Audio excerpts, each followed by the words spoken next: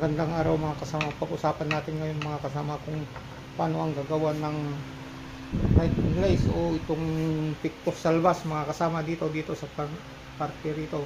Kung sakali ito ang pasok natin mga kasama, ito ay half bullhead. Ang unang gagawin natin ay gagawa tayo ng center to center line yan para makita natin yung contact point. Dito ngayon yung contact point. Ito ngayon yung reference dito. Kaya kung ang gusto natin ay dito sa banda rito yung lampas ng konti ng 3/4 ng bola, yan ay hahatiin lang natin yan. Dito ngayon yung una nating ilalagay yung tako natin, ididiretso natin dito.